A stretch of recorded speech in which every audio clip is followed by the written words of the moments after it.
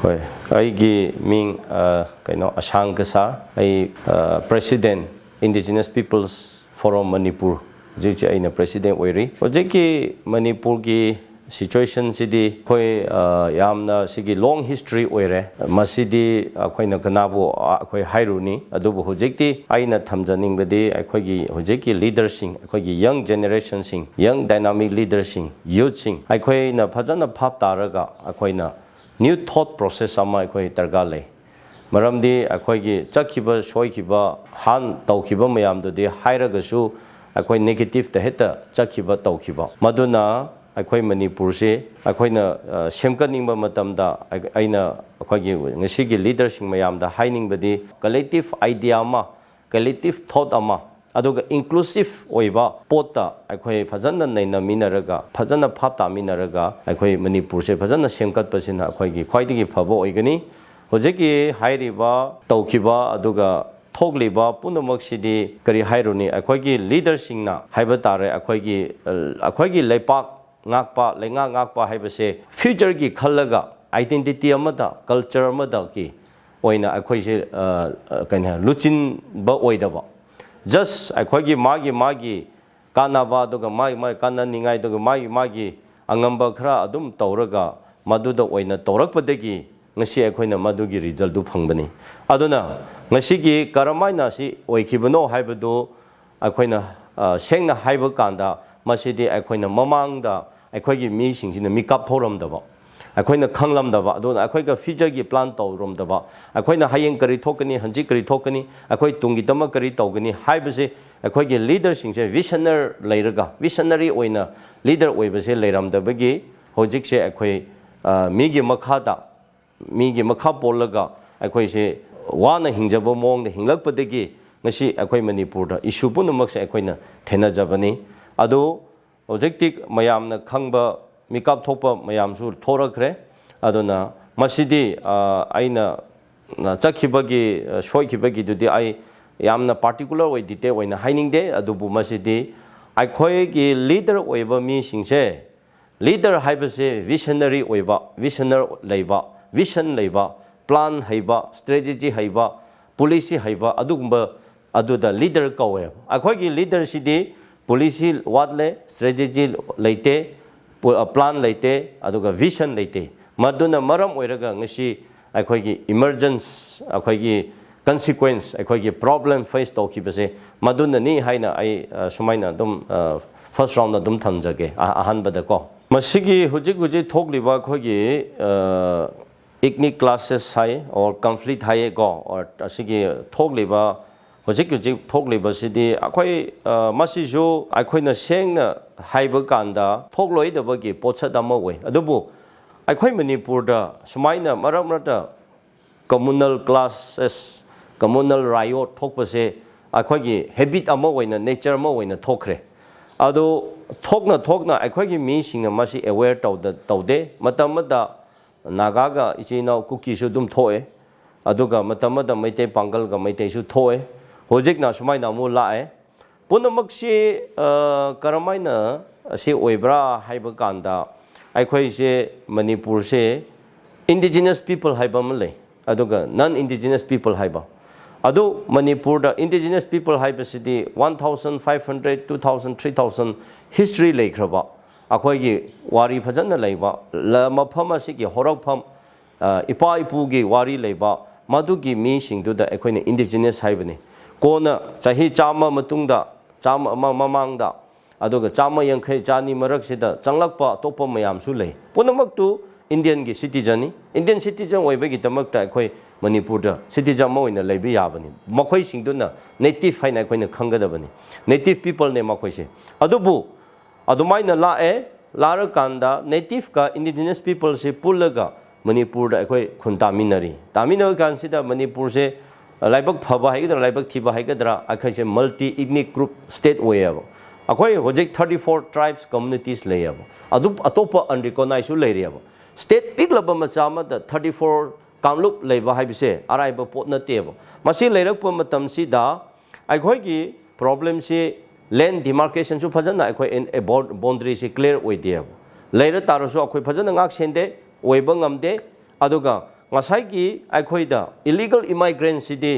since 1940 stigi Second World War lakpadiki aikoigi mafam sida Second World War sida ngasai Bangladesh da East Pakistan haiba aduga sumain tawba Burma da madugi Second World War da impact chauna live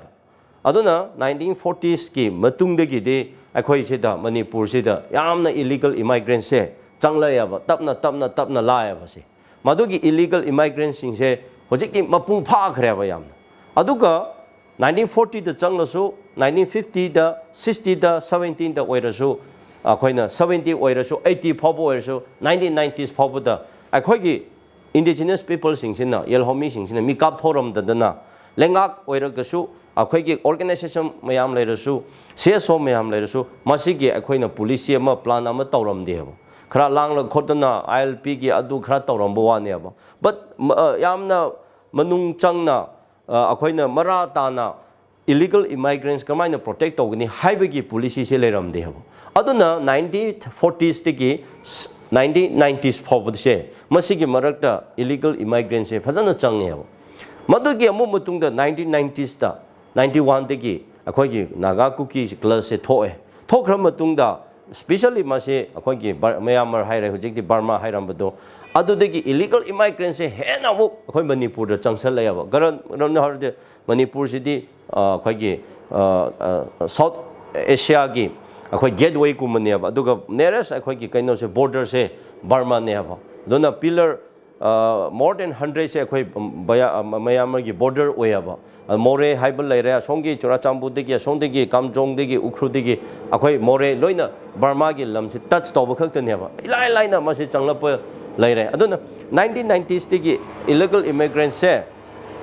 yamna akhoi lona changlap matam aduda akhoi gi state government na aduga akhoi gi leiriba paliba indigenous singsina natraga akhoi gi CSO singsina masigi karimata step che lokhate tumlaga leiram aware toramde aduga masigi matangda akhoi gi chinau naga singsu naga gi struggle am leibne na masigi da akhoina aware focus to deba akhoi naga leader singsu ko akhoi gi aspiration am leiba toriba du the darket oina chakhreba aduga ichino Meitei singsu khoi yelhomi masingsu Meitei su Meitei gi moigi underground mayam leibne na moigi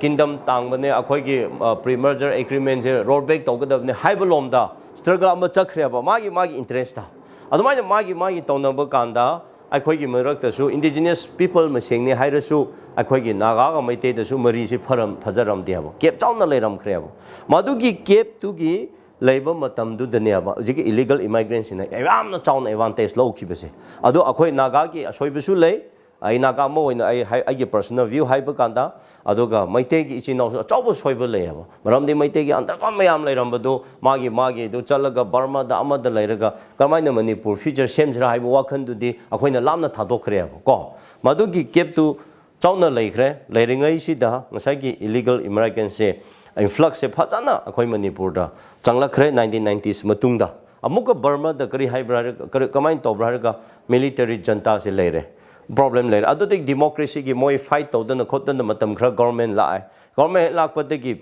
moi amuka akhoi Rohingya gi problem shamu thokre Rohingya gi problem si da thokpa kanda masing thibangam da ba payam se Manipur da changlaya sidi proof layaba adu leina khwaidigi soibade hoi akhoi indigenous people Meitei naga ni hai tarsu amadugi matam for the last 25-30 years the chief minister se akhoi Meitei na di oirakhre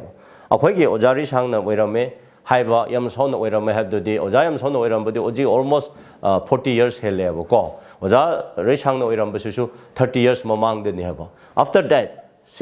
till hujik 25-30 years sureba asidadi Meitei na chief minister oiraga lakpane heba but within this period 30 years in manung sidane influence kam kana changlakpase ado akhoina machana mase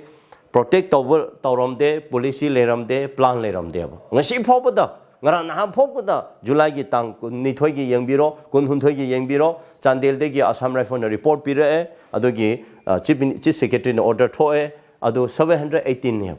anumi anida ahumda thamada 718 illegal immigrants changla patarade for the last 30 years. See the kaya changlam ga tabno hobo. Now, akhoi ki chino Kuki gi akhoi laimina ba indigenous haigera, native haigera, kuina Manipur da tara river labor singsu. Moi the soup, Hoji high river mohiki mi wagera, oiroidra, illegal immigrants in Sina, Yaman kibadi, Moishu overtake to crebo. A shangba Kuki Manipur da Nungshiba, me later badina table. Adupu problem di Asondaki illegal immigrants, Charang Passing City, illegal immigrants, Hyper City Tonga level. Tabak Suba Kanba Hengani, Go, Honaba Henba Kangani, Akogi Yel Homis in the Krita way. Quite the Lam Labene, quite the Inkong Labene, Suning Day, Jani Krat, Zaraga Panglaga Yare, Haidana, Lady Honor Tamhalasu, I have a cat talk table, Maram de Honabadu later. Me di Policia Mata struggle Amatauraga, Lak Banana, Ma I must say Hona the Beade, I service Pang the Beade, I IPS officer with the Beade, I officer with the Beade, I walk along the Tobunina, Madugi Bombay do Moi Pangeva. Alma Mula. Adudegi low uber kopo the honaba garba business akogi ngasaki moregi sida integrated check post ICP lekre masida yamna chawba southeast ki go akogi India dadi mainly akoi si business commercial hub ama oyeb makoina khangda bwane adunai China degi Thailand degi adugi Burma degi atopo degi masigi import mayam se hairiba akogi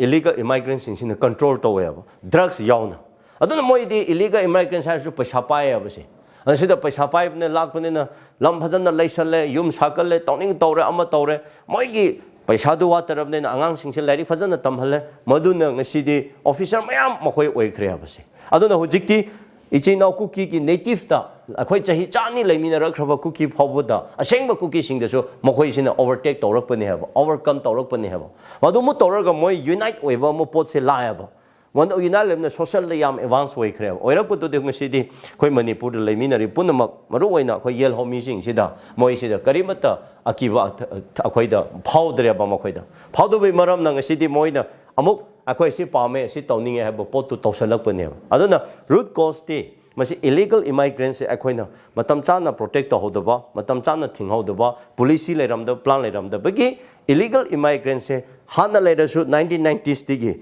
Yam na hena, Chowna Changla Creva, till 2022 say, 23 say. Maduna Maram Weragang Sidi, Perita way, Moi me machine yam cre, Moi adu lake cre, Adana Hojekti, Aquina, Yel Homish in the Krami Cup, Torok Panena, adu de Mashi Maram Chad forest eviction to Wohore. Popi putan Taramba mi Taramba is English Tavan, the Chaitaramaman, the Tarakani, Aquina Laura, Aquagi Mishi Mikap Tokte, Hujik the last Yadreb Kangle, the Popi Taviaro Hayden and me Pavo Hore, Jail the Hapo Hore, Adu de Carita way, Hujiki illegal immigrant Oigera, Oiroidra, Punsalaga, Mohegi, Wakan Long Manaba, Concept Manaba sing the Punsalaga, Adu de Aquidi, Sida Punbayaro, Yellow missing a Punbayaro, Aquitona, Aqui Chaja, Aquitona Lajage, Haibagi. Madugi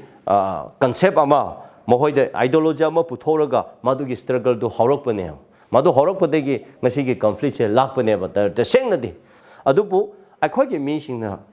advance oiramdaba aware oiramdaba kari no haibdu khanglamdaba gi potuda adupu hana panganga Meitei kha taunai naga ga Kuki khra taunai adubu erosu ngasigi siga yam tongan khreaba ko apotu ngasiga yam tongan le adugi di some dispute matter amaga naga ga kaino gi sidi kaino maram amadegi taunaraga demand leiteba adu ada natra Meitei ga pangal hapdo ma hana ba haibdo kaino misunderstanding keb amale be hanu sunabneba adu politically agenda oina pangana adu tawni haibel leitena natro ngasigi di adu natebo ngasigi di political agenda amalebo natro political agenda amale ado aina pandrasu mayam na hairibani separate administration or separate homeland separate statehood haibisidi political agenda nebo adona hanagi nagagi ga Kuki gi dudi nagagi lamda moina encroach toba akhoi gi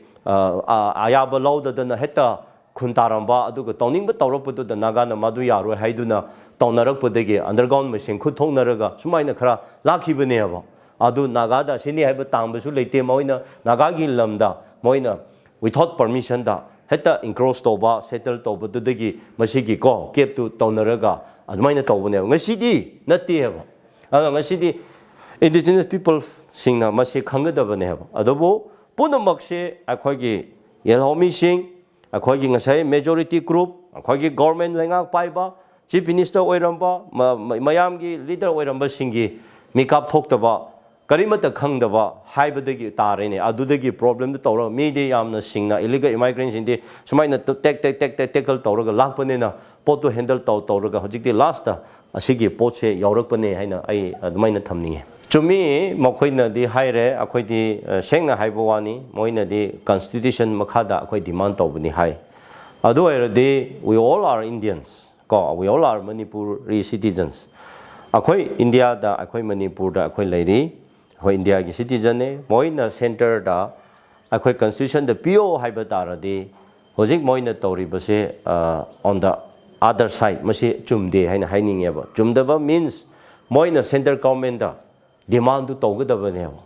ko masi akoi sida maseng akoi leminariba akoi ge neighbors akoi ge citizen maseng akoi land tawnagadaba nateba masidi moina center da haigadabane center da haipa matungina maduration matungina adona aina he panbado moina taliba potu akoina tangunu haibidi yadina natra adubudi adu piba pidabduna amane adubu aina haibadu through peace dialogue through democratic form ko ngasi naga gi dialogue ama chathari na aspiration ko do amna 7 decades 70 years akoi struggle tawe ceasefire 1997 da natra 1997 da ceasefire declare to hujik phobo more than 25 years oisu naga passion oiraga adum chathari na adumaina moisu akoi si pame hairadi center government da akoi gi wari du saraga phajana adum chatharona karigi tamakta state akoi amada lemina ba ado innocent people ko ama da hatnaraga ngasi di civil war gumna tholaga akoi adu pamane akoi adu tawdabne habidudi it's totally wrong it's very unfortunate masidi karingoina su chumoi asidi yaroi asidi moina adu pame adu tawe harasu moi wrong kaino da the channel the challe proper channel oide have aina haininge maduda aina laksa point di laksa ningbo point di sini moi demand du tawde haiba nate hoje akhoina ngakpadi mi singna masu akhoina sidu su phap ta da na akhoi gi mi si su pungang ngang ba pungkhang khangdan chatpa su leire moi demand du tawe ba demand du tawbagi tamakta keno UKL United Kuki People Organization KNF KNO whatever Kuki ki militant mayam gi su ama tawe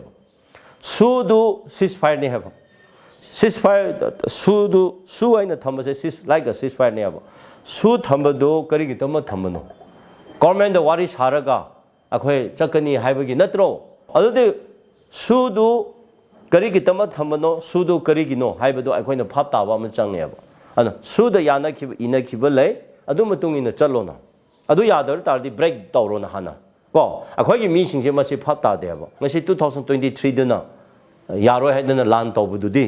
yaroi hairadi hana break down tawgadabane ba su du break tawgadabane ba break away tawgadabane ba ina hainbani adu hojik moina su da leira kanda militant singna akhoi gi mi hatnaba katnaba tawnaba haibasidi masidi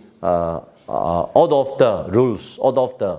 agreement out of the box ni have ko madu phap ta da bani aduna masidi center government na phajana responsible lo da bagi ni haina ai thamninge aduna hojik moina yes akhoi di India gi constitution gi matungina article 3 gi matungina magi asigi apamba ni ba yade haiba dudum leiba oirasu lei adu gi tamakta moi Kuki militant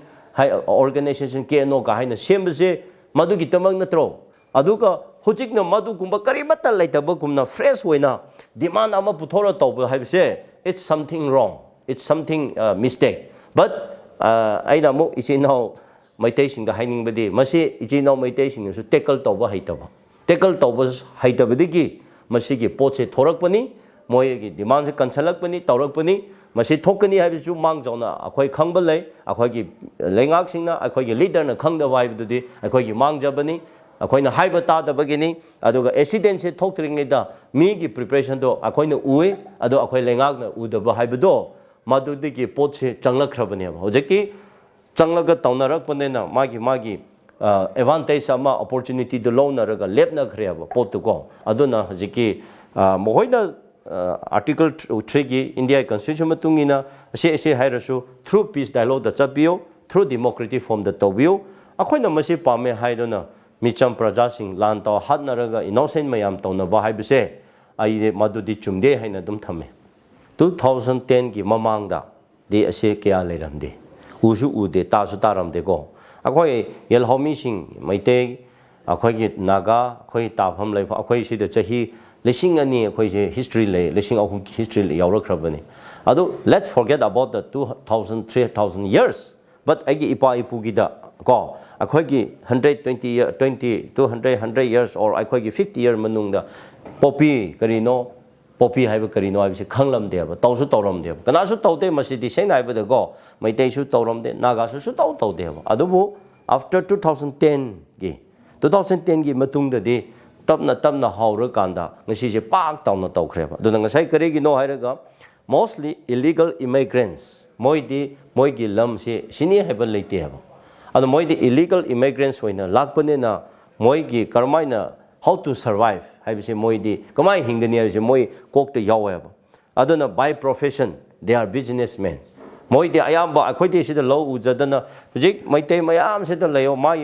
ipa ipuna thambiramba inkhon leiramgani lo remgani akhoi su dumai le akhoi di adumaina akhoi gi hingjafam loina lei habo illegal immigrants sing da adu leiramoi habo aduna kari tawe paisa khara paina lam leiba khakta ne habo mohidi lam leiraga anu ngasai by profession mohigi profession sidi drug che hana burma da leiringai su burma se one of the go yamna michathi khraba drug da adugumba lengak amane habo adugumba country nation amane haijariba adug maramdi sigi akhoi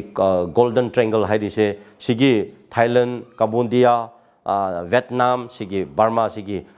golden triangle se area si da kawe ba khangne ba golden triangle gi area da nation du da chokhalakpane na moi di karmaina karba tawgani karmaina adu tawgani haibse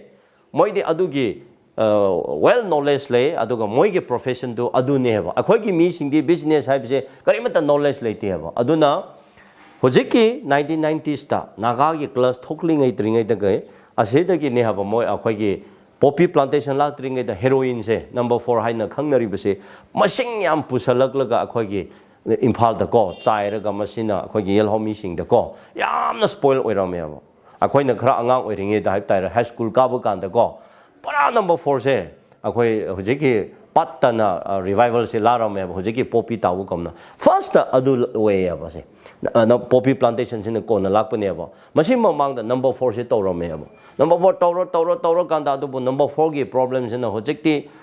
puthop pusing international da ko mayam ase kaino sina moi da sufficient oiba ngamdre problem du leire ha adu de kari mu taw ni haiba gi se 2010 gi mamang da ko hauraga 10 matung da poppy plantation se moina tambirak pane ba akhoi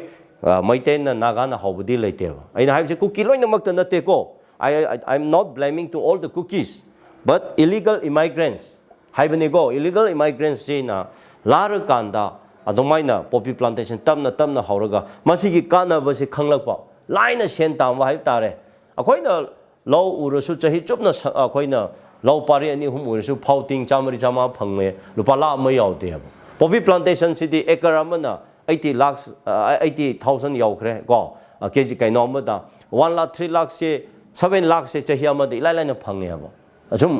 acre ani hum da tawkradi akoina wari du lobo kanda ko taba kanda aduna yamna live easy money earning money se asida oirabne na madu makoina display tawrabne intro tawrabne na akhoigi mi singju masidi oide haina madu da changsan khre abase ngasai number 4 su aduni akhoigi mi sing di knowledge leram deba moina pura taw kan akhoigi mi su dum aduda look khibine ba like that hojiki poppy plantation se moina haura kan da laina paisa pai budu urabne na akhoigi mi sing su kari no haiba pot amada changlaga akhoigi mi sing su changsan khre admaina tawraga hojiki poppy plantation se lakhibani ano poppy plantation se hojiki patana manipur da resources tu leirabne na kari amu tawe moina factory se thamba targa layaba na factory se moina sugar powder ge heroin ge akhogi mafam tongan bada factory se amu hawe abase masina sumaina tawbune aba adudi akhogi material leiba tarade factory leiba tabani adu punamak se chahi tara manungda 2010 to 20 manung sida akhogi mi singse ꯀꯔꯤ ꯇꯧꯔꯒ ꯂꯩꯔꯝꯕ꯭ꯔꯥ ꯍꯥꯏꯕꯗꯨꯅꯤ ꯈ꯭ꯋꯥꯏꯗꯒꯤ ꯉꯥꯛꯄꯗꯤꯀꯣ ꯉꯛꯄꯗꯤ ꯍꯧꯖꯤꯛ factory ꯂꯩ ꯑꯩ ꯃꯃꯤꯡ ꯍꯥꯏꯔꯣꯏ ꯃꯐꯝ ꯍꯥꯏꯔꯣꯏ ꯑꯗꯨꯕꯨ ꯂꯩꯉꯥꯛꯅ ꯃꯁꯤ ꯊꯨꯒꯥꯏꯕ ꯉꯝꯗ꯭ꯔꯤ ꯂꯧꯊꯣꯛꯄ ꯉꯝꯗ꯭ꯔꯤ ꯑꯗꯨ ꯑꯣꯏꯔꯗꯤ ꯑꯩꯈꯣꯏ ꯍꯧꯖꯤꯛ ꯃꯅꯤꯄꯨꯔꯁꯦ ꯒꯣꯜꯗꯟ ꯇ꯭ꯔꯦꯡꯒꯜ ꯑꯃ ꯑꯣꯏꯔꯕꯅꯦꯕ ꯄ꯭ꯂꯁ ꯑꯩꯈꯣꯏꯅ ꯎꯏ ꯍꯦꯔꯣꯏꯟ ꯅꯝꯕꯔ KG 5 KG 3 ꯍꯥꯏꯅ ꯑꯗꯨꯝ ꯃꯁꯤꯒꯤ ꯋꯥꯔ ꯑꯣꯟ ꯗ꯭ꯔꯒ ꯍꯥꯏꯔꯁꯨ ꯀꯥꯝꯗꯗꯅ ꯊꯥ ꯑꯃ ꯃꯇꯨꯡꯗ ꯅꯨꯃꯤꯠ ꯀꯌꯥ ꯂꯩꯔꯒ ꯑꯗꯨꯝ ꯗ꯭ꯔꯒ ꯐꯥꯏ ꯍꯥꯏꯕꯁꯦ ꯑꯗꯨꯝ ꯊꯣꯛꯇꯅ ꯂꯩꯌꯦꯕ ꯃꯔꯝꯗꯤ ꯗ꯭ꯔꯒꯀꯤ ꯃꯈꯨꯟ ꯑꯃ ꯁꯤꯗ ꯂꯩꯈ꯭ꯔꯦꯕ ꯑꯗꯨꯅ ꯃꯈꯨꯟꯗꯣ ꯄꯥꯋꯔ ꯍꯥꯎꯁꯇꯣ ꯍꯥꯟꯅ ꯊꯨꯒꯥꯏꯗ꯭ꯔꯗꯤ ꯌꯥꯔꯣꯏꯕ ꯑꯗꯨꯒ ꯀꯔꯝꯍꯥꯏꯅ ꯗ꯭ꯔꯒꯁꯦ ꯁꯤ ꯂꯩꯈ꯭ꯔꯗꯤ ꯊꯣꯛꯅꯣ ꯍꯥꯏꯕꯁꯦ ꯑꯩꯈꯣꯏꯒꯤ ꯄꯣꯂꯤꯁꯤꯗꯤ ꯂꯩꯇꯦꯕ ꯆꯨꯝꯅ ꯁꯤꯕꯥꯏꯗ ꯍꯥꯏꯔꯒ ꯈꯔ ꯐꯥꯕꯗꯨꯅ ꯑꯩꯈꯣꯏ ꯋꯥꯔ ꯑꯣꯟ ꯗ꯭ꯔꯒꯁ ꯇꯧꯋꯦ ꯍꯥꯏꯕꯗꯨꯗꯤ ꯑꯗꯨꯗꯤ ꯑꯣꯏꯊꯣꯛꯇꯦꯕ ꯋꯥꯔ ꯑꯣꯟ ꯗ꯭ꯔꯒꯁꯦ ꯂꯝꯕꯤꯗ ꯐꯥꯕꯗꯨꯕꯨ ꯍꯥꯏꯕ ꯅꯠꯇꯦꯕ ꯋꯥꯔ ꯑꯣꯟ ꯗ꯭ꯔꯒꯁꯦ ꯀꯗꯥꯏꯗꯒꯤ ꯄꯨꯔꯛꯑꯦ ꯍꯥꯏꯕꯗꯨ ꯂꯝꯕꯤ ꯑꯩꯈꯣꯏꯅ ꯍꯥꯟꯅ identify ꯇꯧꯊꯣꯛꯀꯗꯕ and who are the masterminded who are the smugglers ꯀꯣ ꯃꯁꯤꯒꯤ ꯗ꯭ꯔꯒꯀꯤ ꯃꯐꯤꯌꯥꯁꯤꯡꯁꯦ ꯀꯅꯥꯅꯣ ꯍꯥꯏꯕꯁꯦ ꯑꯩꯈꯣꯏꯅ ꯍꯥꯟꯅ ꯊꯤꯗꯣꯛꯄ ꯑꯃ ꯆꯪꯉꯦ ꯃꯗꯨꯁꯤꯡꯗꯨꯅꯦꯕ ꯇꯥꯛ ꯐꯥꯖꯤꯜꯂꯒ ꯖꯦꯜꯗ ꯊꯝꯒꯗꯕ ꯑꯗꯨꯒ ꯍꯧꯖꯤꯛ ꯄꯣꯄꯤ ꯊꯥꯕꯁꯦ ꯇꯣꯇally ꯗꯤꯁꯇ꯭ꯔꯣꯏ ꯇꯧꯗꯕ ꯍꯧꯖꯤꯛ ꯃꯅꯤꯄꯨꯔꯗ ꯐꯦꯛꯇꯔꯤ ꯂꯩꯌꯦꯕ ꯏꯄꯤꯛ ꯁꯦꯟꯇꯔ ꯂꯩꯌꯦꯕ ꯑꯗꯣ ꯑꯩꯈꯣꯏꯒꯤ ꯂꯩꯉꯥꯛꯅ ꯈꯪꯅꯤꯡꯉꯗꯤ ꯑꯩꯉꯣꯟꯗ ꯍꯪꯉꯣ ꯍꯥꯏꯌꯣꯕꯀꯣ ꯑꯩ ꯇꯥꯛꯄꯤꯒꯦ ꯍꯥꯏꯕ ꯑꯩ ꯈꯪꯉꯦ ꯍꯥꯏꯕ ꯑꯩ ꯇꯥꯛꯄꯤꯒꯦ ꯃꯣꯏ ꯈꯪꯕ꯭ꯔꯥ ꯈꯪꯗꯕ꯭ꯔꯥ ꯑꯗꯣ ꯇꯥꯛꯄꯤꯔꯁꯨ ꯃꯣꯏ ꯀꯔꯤꯁꯨ ꯊꯨꯒꯥꯏꯕ ꯉꯝꯃꯣꯏꯕ ꯑꯗꯨꯅ ꯑꯩꯈꯣꯏ ꯋꯥꯔ ꯑꯣꯟ ꯗ꯭ꯔꯒꯁꯦ ꯊꯤꯡꯕ ꯉꯝꯗꯕꯅꯤꯅ ꯍꯧꯖꯤꯛ ꯗ꯭ꯔꯒꯁꯤꯅ ꯃꯔꯝ ꯑꯣꯏꯔꯒ ꯀꯩꯅꯣ ꯑꯣꯏꯔꯤ ꯑꯗꯨꯕꯨ ꯑꯩꯈꯣꯏꯅ ꯈꯪꯒꯗꯕꯗꯤ ꯋꯥꯔꯜꯒꯤ ꯆꯦꯂꯦꯟꯖꯦꯁ ꯀꯣꯂꯣꯅꯤꯌꯦꯜꯒꯤ ꯁꯤꯁꯇꯦꯝꯁꯤꯗꯤ ꯅꯝꯕꯔ 1 ꯔꯤꯂꯤꯖꯟ ꯀꯣ ꯅꯝꯕꯔ 2ꯗ ꯑꯩꯈꯣꯏꯒꯤ ꯔꯤꯁꯣꯔꯁꯦꯁ ꯁꯤ ꯀꯟꯇ꯭ꯔꯣꯜ ꯇꯧꯕ ꯃꯁꯤꯅ ꯃꯤ ꯊꯨꯒꯥꯏꯕ ꯊꯥꯔꯗꯇ ꯗ꯭ꯔꯒꯁꯤꯅꯦꯕ ꯁꯤꯒꯤ ꯄꯣꯂꯤꯁꯤ ꯂꯩꯌꯦꯕ ꯀꯣꯂꯣꯅꯤꯌꯦꯂꯤꯖꯝꯒꯤꯗ ꯑꯩꯈꯣꯏꯁꯦ ꯑꯗꯨꯒꯨꯝꯕ ꯑꯣꯏꯅꯤꯡꯉꯥꯏꯒꯤꯗꯃꯛꯇ ꯑꯗꯨꯅ ꯍꯧꯖꯤꯛ ꯏꯂꯤꯒꯦꯜ ꯏꯃꯥꯏꯒ꯭ꯔꯦꯟꯁꯤꯡꯁꯤꯅ ꯑꯩꯈꯣꯏꯒꯤ ꯏꯟꯗꯤꯖꯤꯅꯁ ꯄꯤꯄꯜꯁꯤꯡꯁꯦ ꯀꯔꯝꯍꯥꯏꯅ ꯊꯨꯒꯥꯏꯁꯤꯔꯥ ꯍꯥꯏꯕꯒꯤ ꯄꯣꯂꯤꯁꯤ ꯑꯃ ꯇꯧꯔꯛꯄ ꯀꯥꯟꯗ ꯃꯣꯏꯅ ꯅꯝꯕꯔ 1ꯗ ꯗ꯭ꯔꯒꯁꯤꯗ ꯇꯧꯋꯦꯕ ꯗ꯭ꯔꯒꯁꯤꯅꯦꯕ ꯑꯗꯨꯅꯅꯦ ꯗ꯭ꯔꯒꯇꯒꯤ ꯃꯔꯝ ꯑꯣꯏꯔꯒ ꯑꯩꯈꯣꯏꯒꯤ ꯃꯤ ꯑꯆꯧꯕ ꯃꯣꯏꯅ ꯐꯥꯖꯤꯜꯂꯦ ꯐꯥꯕ ꯍꯥꯏꯁꯦ ꯄꯩꯁꯥꯗꯅꯦꯀꯣ ꯑꯗꯣ ꯑꯩꯈꯣꯏꯒꯤ ꯋꯥ ꯉꯥꯡꯕ ꯉꯝꯗ꯭ꯔꯦ ꯑꯗꯨꯅ ꯀꯟꯇ꯭ꯔꯣꯜ ꯇꯧꯕꯈ꯭ꯔꯦꯕ ꯃꯣꯏꯅ ꯂꯣꯏꯅ ꯀꯟꯇ꯭ꯔꯣꯜ ꯇꯧꯈ꯭ꯔꯦ ꯀꯔꯝꯍꯥꯏꯅ ꯑꯩꯈꯣꯏꯒꯤ ꯏꯂꯦꯛꯁꯟ ꯂꯥꯛꯄ ꯀꯥꯟꯗ ꯄꯩꯁꯥꯅ ꯚꯣꯠ ꯇꯧꯔꯦ ꯄꯩꯁꯥ ꯑꯗꯨꯅ ꯚꯣꯠ ꯂꯦꯞꯄ ꯀꯥꯟꯗ ꯀꯥꯒꯗꯕ ꯃꯟꯇ꯭ꯔꯤ ꯑꯣꯏꯒꯗꯕ ꯃꯤꯁꯤꯡꯗ ꯃꯣꯏꯅ ꯍꯥꯏꯔꯤꯕ ꯁ꯭ꯃꯒꯂꯔꯁꯤꯡꯁꯤꯅ ꯗ꯭ꯔꯒ ꯃꯐꯤꯌꯥꯁꯤꯡꯁꯤꯅ ꯄꯩꯁꯥ ꯁ꯭ꯄꯣꯟꯁꯔ ꯇꯧꯊꯣꯛꯈ꯭ꯔꯦ ꯑꯗꯨꯒ ꯍꯣꯔꯦꯟ ꯃꯥꯅ ꯀꯩꯅꯣ ꯑꯣꯏꯔꯀꯥꯟꯗ ꯃꯣꯏ ꯐꯥꯕ ꯉꯝꯗ꯭ꯔꯦꯕ ꯑꯁꯨꯃꯥꯏꯅ ꯂꯥꯛꯄꯒꯤ ꯄꯣꯠ ꯑꯃ ꯂꯩꯌꯦꯕ ꯑꯩꯈꯣꯏꯗ ꯑꯗꯨꯒ ꯃꯁꯤ ꯑꯩꯈꯣꯏꯒꯤ ꯃꯤꯁꯤꯡꯅ ꯈꯪꯗꯕ ꯁꯥꯔ ꯂꯩꯕ ꯍꯥꯏꯁꯦ ꯂꯥꯏꯕꯛ ꯌꯥꯝ ꯊꯤꯕꯅꯤ ꯑꯩꯈꯣꯏꯒꯤ ꯍꯧꯖꯤꯛꯀꯤ ꯏꯟꯗꯤꯌꯥꯒꯤ ꯄꯣꯂꯤꯇꯤꯀꯦꯜꯁꯤꯗꯤꯀꯣ ꯀꯔꯤ ꯍꯥꯏꯔꯨꯅꯤ ꯑꯩꯈꯣꯏꯅ ꯍꯥꯏꯔꯒꯁꯨ ꯐꯖꯗ꯭ꯔꯦ ꯑꯩꯈꯣꯏꯅ ꯈꯪꯒꯗꯕꯅꯤ ꯃꯦꯟꯂꯦꯟ ꯄꯤꯄꯜ ꯏꯟ ꯁꯦꯟꯇꯔꯅ ꯏꯟꯗꯤꯌꯥ ꯏꯁꯤꯡꯅꯗꯤ ꯑꯩꯈꯣꯏ ꯅꯥꯒꯥꯗ ꯑꯣꯏꯒꯦꯔꯥ ꯃꯅꯤꯄꯨꯔꯗ ꯑꯣꯏꯒꯦꯔꯥ ꯅꯨꯡꯁꯤꯗꯦ ꯑꯦꯂꯔꯠ ꯌꯥꯝꯅ ꯂꯩ ꯃꯔꯝꯗꯤ ꯍꯤꯁꯇ꯭ꯔꯤ ꯌꯦꯡꯕꯤꯌꯨ ꯅꯥꯒꯥꯁꯦ never part of India since time immemorial ꯀꯣ ꯃꯁꯤ ꯍꯤꯁꯇ꯭ꯔꯤꯁꯤ ꯈꯪꯒꯗꯕꯅꯤ ꯑꯩꯈꯣꯏꯒꯤ ꯑꯦꯁꯄꯤꯔꯦꯁꯟ ꯇꯣꯉꯥꯟꯂꯝꯕ but we should not spoil or distort the history adune ngasi akoina lepase indigenous heritage Meitei ga Naga masi history si distort tawba yade whether we live together or not whether we have a good relationship or not but history to di kai bi yade abo Naga gi history su yam clear oina lei chino Meitei gi su lei doga Meitei si su akoi Manipur si su kingdom ama leiraga India da yauramdaba pot ne aba forcefully akoi da natra aduna merger agreement ga haina ꯑꯩꯈꯣꯏ history ꯂꯩꯔꯤꯁꯤꯗꯤ ꯑꯗꯨꯒꯤ ꯄꯣꯠꯇꯨ ꯂꯩꯕꯅꯤꯅ ꯅꯥꯒꯥꯒꯤꯁꯨ ꯑꯩꯈꯣꯏꯒꯤ ꯀꯔꯤ ꯍꯥꯏꯁꯤꯔꯥ ꯍꯥꯟꯅꯗꯒꯤ ꯏꯟꯗꯤꯌꯥꯗ ꯌꯥꯎꯔꯣꯏꯅ ꯁ꯭ꯇ꯭ꯔꯒꯜ ꯇꯧꯕ ꯅꯠꯇ꯭ꯔꯥ ꯑꯗꯨꯒ ꯅꯥꯒꯥꯒꯤ ꯏꯁꯨꯁꯤꯗꯁꯨ ꯑꯩꯈꯣꯏ ꯏꯆꯤꯜ ꯏꯅꯥꯎ ꯑꯩꯈꯣꯏꯒꯤ ꯃꯅꯤꯄꯨꯔꯗꯒꯤ ꯑꯩꯈꯣꯏ ꯑꯪꯒꯜꯅ ꯍꯥꯏꯕ ꯇꯥꯔꯦꯀꯣ ꯂꯤꯗꯔ ꯃꯌꯥꯝꯁꯨ ꯃꯣꯏꯅ ꯂꯤꯗ ꯇꯧꯔꯒ ꯑꯗꯨꯃꯥꯏꯅ ꯂꯩꯕꯗꯒꯤ ꯕ꯭ꯔꯤꯇꯤꯁꯀꯤ ꯃꯇꯥꯡꯗꯒꯤ ꯃꯃꯥꯡ ꯕ꯭ꯔꯤꯇꯤꯁꯀꯤ ꯏꯔꯥꯗꯒꯤ ꯑꯩꯈꯣꯏꯒꯤ ꯁꯣꯝꯒꯤ ꯃꯅꯤꯄꯨꯔ ꯁ꯭ꯇꯦꯠ ꯑꯩꯈꯣꯏꯒꯤ ꯁꯤꯒꯤ ꯏꯁꯇꯔꯟ ꯁꯥꯏꯠꯁꯤꯗ ꯑꯩꯈꯣꯏꯗ ꯈꯔ ꯍꯟꯊꯅ ꯑꯗꯨꯝ ꯂꯧꯋꯦꯕ ꯃꯁꯤ ꯄꯣꯠꯁꯦ ꯂꯩꯌꯦꯕ ꯑꯗꯣ ꯂꯥꯏꯕꯛ ꯐꯕꯗꯤ ꯑꯩꯈꯣꯏꯗꯤ ꯅꯤꯡꯈꯥꯟ ꯇꯝꯅ ꯀꯣ ꯑꯩꯈꯣꯏꯁꯦ ꯂꯩꯔꯝꯕꯅꯦ ꯍꯥꯏꯕ ꯑꯗꯨꯕꯨ ꯉꯁꯥꯏꯒꯤ ꯑꯩꯅ ꯀꯣꯂꯣꯅꯤꯌꯦꯂꯤꯖꯝꯁꯤꯗ ꯏꯟꯗꯤꯌꯥꯅ ꯑꯐꯇꯔ ꯂꯦꯐ ꯗ ꯕ꯭ꯔꯤꯇꯤꯁ ꯀꯣ ꯕ꯭ꯔꯤꯇꯤꯁ ꯆꯠꯈꯤꯕ ꯃꯇꯨꯡꯗꯗꯤ ꯏꯟꯗꯤꯌꯥꯅ ꯐꯖꯅ ꯀꯦꯞꯆꯔ ꯇꯧꯈ꯭ꯔꯦꯕ ꯌꯥꯝꯅ ꯁꯤꯡꯅ ꯀꯣ ꯀꯦꯞꯆꯔ ꯇꯧꯔꯁꯨ ꯑꯩꯈꯣꯏꯒꯤ ꯃꯤꯁꯤ ꯌꯥꯝ ꯁꯥꯊꯤꯌꯦꯕ ꯑꯗꯨꯝ ꯁ꯭ꯇ꯭ꯔꯒꯜ ꯇꯧ ꯍꯧꯖꯤꯛ ꯃꯩꯇꯩꯒꯤ ꯑꯟꯗꯔꯒ꯭ꯔꯥꯎꯟ ꯃꯌꯥꯝ ꯊꯣꯛꯂꯛꯄꯁꯦ ꯏꯟꯗꯤꯌꯥꯗ ꯌꯥꯗꯦ ꯑꯩꯈꯣꯏ India never part of India ꯍꯥꯏꯕꯒꯤ ꯑꯣꯄꯣꯁꯇ ꯇꯧꯅꯔꯒ ꯀꯥꯞꯅꯔꯒ ꯇꯧꯅꯔꯒ ꯂꯥꯟ ꯇꯧꯔꯒ ꯏꯟꯗꯤꯌꯥꯒꯤ ꯃꯤ ꯀꯌꯥ ꯁꯤꯈ꯭ꯔꯕꯅꯦꯕ ꯑꯥꯔꯃꯤ ꯑꯣꯐꯤꯁꯔ ꯑꯁꯥꯝ ꯔꯥꯏꯐꯜ ꯀꯣ ꯕ꯭ꯔꯤꯒꯦꯗꯔ ꯀꯌꯥ ꯑꯃꯨꯛ ꯅꯥꯒꯥꯗꯒꯤ ꯍꯥꯏꯔꯒ ꯐꯖꯅ ꯁꯤꯈ꯭ꯔꯕꯅꯦꯕ ꯃꯁꯤ ꯔꯦꯀꯣꯔꯗ ꯂꯩꯌꯦꯕ ꯑꯗꯨꯅ ꯃꯇꯝ ꯑꯃꯗ ꯅꯈꯣꯏ ꯈꯪꯍꯧꯕꯁꯦ India ki top army ki chief top level da major ki captain ki level da horaga Perpetrators ko chief army staff yauna meeting tawbu kanda hojikti India da sibai oigadaba captain oidabase chatpirunu tharunu haibase moi nganaba hawkrabane maramdi masing thibang amdaba sonda kaptha khreaba lan tawbada si khreaba ko adona hojik India da chaw chaw wa sugumba kainogi widows lukrabi orphan mayam se lei khreaba aduna naga ki se moi sinsida manipur singsida wari sadaba yaroi haibase government ne yaning dersu top army chief na retire sing na mase pukhalak pane aba potse adu kari gi no ara struggle torok pudu Meitei na su phana yam na hat khreaba Meitei bu su hat khreaba ko adu mayam na akhoi gi asmain experience in life se mo khoi khang bane na still or till today ichi no Meitei sing da naga sing da moi yam alert way aduga akhoi gi mi sing na public na nate common na nate akhoi gi some militants haiba tare ko moina China da hana leirame ling lei o adu da chamina rame haibagi China ga India sidi hadonga hui gumune aba natra asmaina India da threat achauba leiwa ise Meitei ga natraga naga ga Manipur ga asmaina India da lan tawgani China ga khuthona ba ganda moi sidi China da support tawrani China na moi control tawrani moi akhoi da favor oiro habise India gi phapta negative thought ta ko negative thought ta moina suspicion moida phataba wakhan adung ba le adugi ne ba police tawrak pase aduna hojikti kari oiba tai naga da Meitei da yadaba mi moida challenge tawda ba mi hore India na di direct tawba yadab ne na haiba pose thiru bane ba madu thirak tu na hoji pose sumaina lak bane ba se aduna gitamak ta ngasi moina full kayo moigi instrument khangde moigi metra leibang amba pose mase without the favoritism of the central government, they cannot do anything. But masidi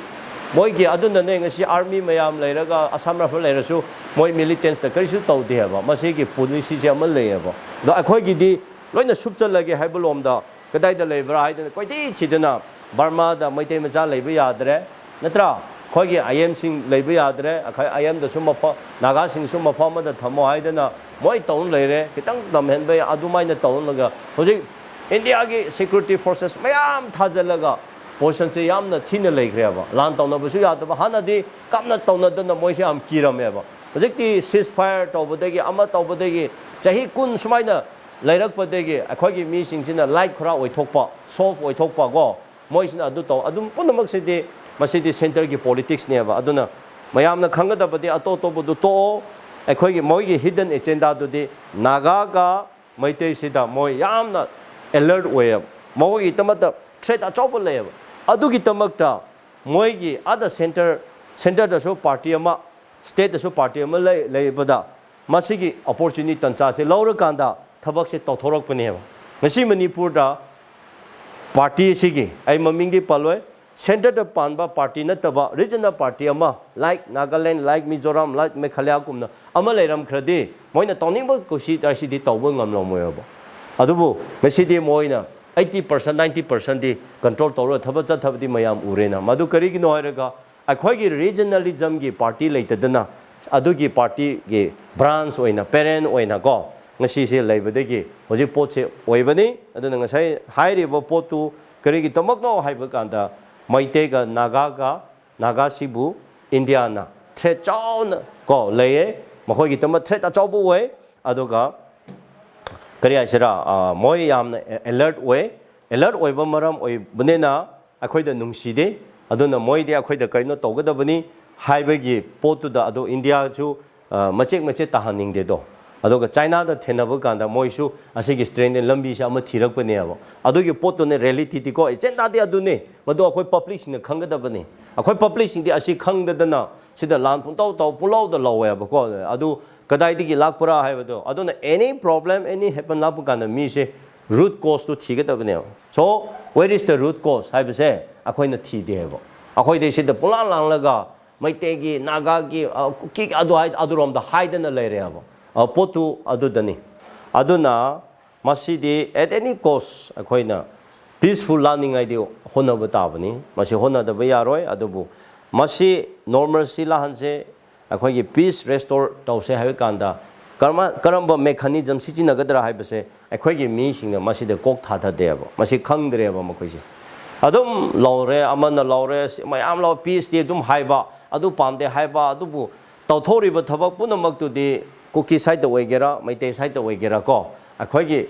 ꯄꯔꯃꯦꯅꯦꯟ piece ꯁꯣꯂꯨꯁꯟꯒꯤ ꯂꯝꯕꯤ ꯎꯗꯦꯕ ꯑꯩꯉꯣꯟꯗ ꯑꯗꯨ ꯏꯌꯥꯎ ꯌꯥꯎꯗꯦꯕ ꯇꯁꯦꯡꯅ ꯍꯥꯏꯕꯗ ꯏꯟ ꯐꯦꯛ ꯔꯤꯌꯦꯂꯤꯇꯤꯗꯗꯤ ꯌꯥꯎꯗꯦꯕ piece ꯄꯔꯃꯦꯅꯦꯟ solution ꯍꯥꯏꯕ ꯇꯥꯔꯗꯤ ꯑꯩꯈꯣꯏ ꯃꯦꯀꯥꯅꯤꯖꯝ ꯑꯃ ꯄꯨꯊꯣꯛꯀꯗꯕꯅꯦꯕ ꯑꯗꯨ ꯁꯣꯝꯗ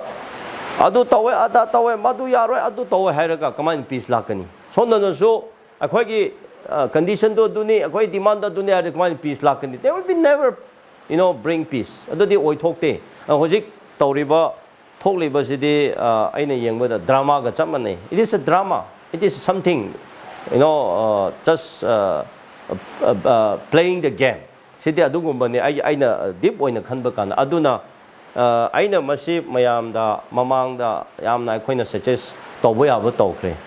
ko adubu moina lode aduna aina Manipur State Peace Committee haiba ma leiba maduda inclusive all tribes representatives yauba adu yaura kanda goodwill mission ama chakadabane adu tribe 34 leibisida Kuki ga Meitei se lan tawna yaude hairu another 30 or 25 group tuna goodwill mission to tawra kanda both party to haigadabane madu yamna phajaba step oigani madu ngasi phabu da tawde Governor na stakeholder mayam kauraga tawbusu leite Chief Minister na stakeholder mayam kauraga meeting phamusu leite adum magi angamadu tawna leire adu wadi kamaina peaceful lakani peace lala roi sigi asigi train sidi asidi mina sana bane center di akhoi khana base harauri bane si akhoi na center project chaibo ane moi chahi ani oira so asmai chathasno haibje moi da leya maram ding sai aina mamang da haikho potu taningai gi tamakta akhoi mina adu khangdeba so the more we fight the laws kanano akhoi gi tama laws ne indigenous peoples aduna masidi control to hogadabane aduna aina nahanso haire lan tawse habra lan tawse hardi lan tawgi police ama akhoi hana laigania natraga peaceful puraksara habra the peaceful gi akhoi mechanism ama puthop tabne ado hojiki sidi peace purakpagi lambi ude aduna madugi potu the permanent solution haibado asigi timing the haibase yam diluba adubu se thokpa yai thoka si nomode dum landi tokani ngasai na haibado permanent solution haiba kanda Manipur se multi ethnic group ne na akhoi gi system se inclusiveness oiba system ama akhoi semba targa lai maramdi akhoi gi geopolitics ta ko differences khra lere Pap Tana the Bakra Lere, Manipur Macha Wereso, tribe Apipa Mi do de Mapunchida, MLA Webang Ngamoidouribara, MP Webang Ngamoidouribara Creava. Ko Adoga ADC Wereso, Lariki Haiba, Midi Pava. Akogi Sidi, Akogi geopolitics at on the Chakreava, Adu the Neko, Madu the Nekairaka Debedo, Aduna, Kara major Ethiopia in the dominate Webo Pots Akoi the Ureava, Adu Ama, Aduna. System ama semba kanda inclusive ne haibe se culture rich weba state ne multi ethnic haide akhoi gi kalup si yame ba kalup apun ba gi interest to fil ama da pusalaga madu akhoi na chakada bane ba aduga akhoi na tawgada ba se akhoi gi Manipur gi budget semba kanda geographical ko topography gi kaino da basis ta ko akhoi budget sem da ba yaro ya aduna development imbalance oiraba kanda masigi problems crack thoroya base ada development balance hoiba di ukhruda chande da development yan chokhat pudo Manipur gi ni Manipur hairaga imphal da di yam phadana semgini city capital aduga ukhruda di oisino haira di that's not imbalance adu digini problem se sida di sija hospital lere babina lere rims jendums lere aduga example nego Chandel district da Kamjon district da hospital ma phajana le biram da taradi how many kilometers this is more than 100 kilometers so the patient how can they come to Imphal senior problem da aduna kari thora sidi akhoi da discriminate tawe akhoi da moi kaino tawe haibe gi thoche la ya base it is a fact ꯑꯗꯨꯒ ꯉꯁꯥꯏꯅ ꯍꯥꯏꯔꯦ Kamjong district have a kendra maneva. Hongya kendra have say 2,700 square kilometer neva. 4 kilometers sida nang hoji Kamjong chake have kanda Haulita Tarana Kuna Yarweva. Sidi Alitan the Tokrania go. Adubo Shinjamagi kendra say Haulita Mangaho is Quebiya. So it the difference. Aduga Masai budget people Pesha people kanda the MLA Haidana. Shinjamagi MLA the Sulita Kunpiginieva. Pungyagi, MLA the Sulita Kunkak the PA, Hendiava. I do imbalance to Neda Ida Habido, but because this is Manipur, Manipur, I do get geographical, I do get area, the budget, some budget say adjustment over time. Me, I say Bazar Sapa the day little Manga Habu Sapiana. I Bazar Sapa the little Mahapiana, I little Mahabu Kuzala de Yawadaro. Impossible. Aqua Sigumba. Rectify to the about. So, Kanana idea Butokani, a quite elected people singing now. Moina Sigumba to good about the Dana, communalism gigo, Magi, my vote canning agi, bargain toner, provoke Toraga, negative thought kata, I quite adu to the adu, nobody to the height about. Go, Putoposu height about. Ado the heitraga, Magi, politicalized Toraga, Chanabam Pochida, Hojiki, Iran in the Lakuneva, Aduna Karikale, Jingi Mina, eh? Meitei Majadi, Moidi am Tope Pesada. Oi, Moina Chakre, I go. The Lomeloina Pugre, I quite travel Pesama to Hurale. Other the young building Tanga, College, University, I quite sing the College Sampon, Pidre, Tamdre, Hospital Pazadre. Hybrid practically Chumla Creava.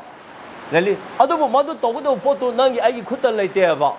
the authorities. There is authority, there are authority. Natra, elected people in the Togo of Puneva, the Praza Singsu, Adulti. Karmaina do Togani Habado elect Tobukanda Masu Madudi Kotoeva. Pasakra people do the Totora hiding the Aquay Pasade Pide Tampak Loina Towe Harem. Tampaki Minuzuma can talk about. Go. Sit the Hujik Hospital Marima Pazabale, Anobakari Hospital Tergale. Private Giwagera, Manipurki Nungshiba Mi already, private doctor, private run Toguda Amadu Chande the Jala Tobirona. Very long in father focused over. No, I don't have a quaggy relationship to go, keep later put. So, indigenous people hire a day, Ukuda Jalo, oh, Sanapati the Suchalo, Toro over. I do not have a Madugi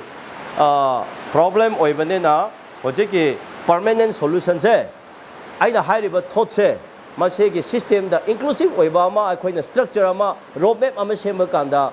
I do the permanent solution labor. I don't know. Naga di aina hoje Naga gi kaino oina de aina haibada nuairoi Naga gi organization mayam leibni na ko issues adubo Naga gi haibadu di hoje ceasefire toraganda moi wari sara leiri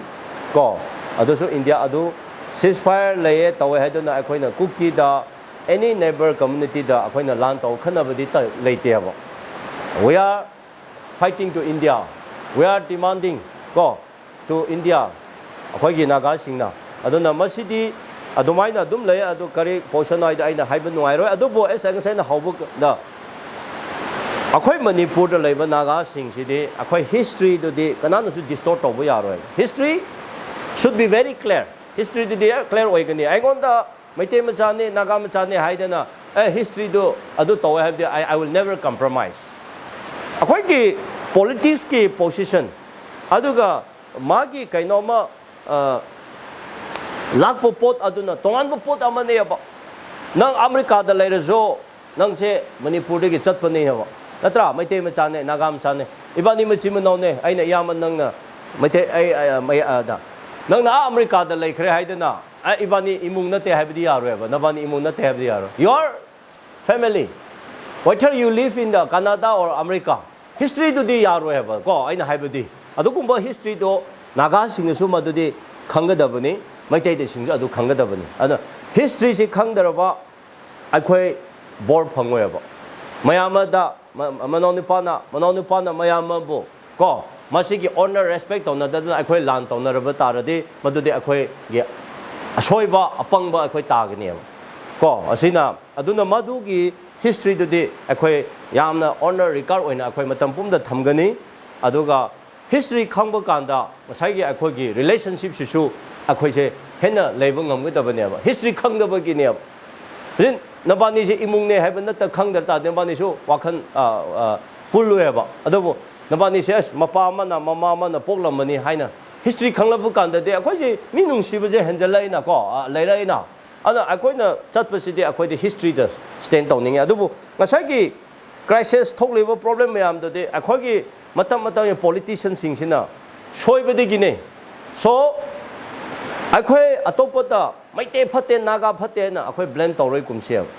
let us blame to our leaders our politicians so we need a good leader akhoi aphaba leader PBO haibadana akhoi pratana tawseba akhoi demand tawseba akhoi karamba aphaba leader puthokani haibagi wakhalom da plan tawseba akhoi na Singapore kamaina sembrai ba history akhoi khangi Rome kamaina sembrai ba akhoi khangi ko Emergence ki ko UA ki kamaina sembrai ba leader aphaba leiba kanda stable oiba ngamane ba ngasi akhoi na targa leiba du di leader du ne akhoi leader aphaba leite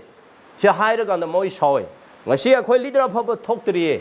ada leader aphaba puthoningai Meitei singsu honabiobo Meitei su leader aphaba di puthokpa ngamde aduga sum maningda leiraga pungang da wangang ko aggressive oiba adum erogo laga langlaga khanaraga mingonda tong leyaba that's something wrong leader aphaba purokse ngasai da haibado naga da su naga ki elected sing leader aphaba puthokse aba adu puthokpa kanda ngasai na haibado siwale da tobu ngamngani aba tofam thokpa todaba haifam thokpa di haidraga sum tumina lairaganda ko mayam khana haningai ge podama sinba ma yawe ba khoi politician singse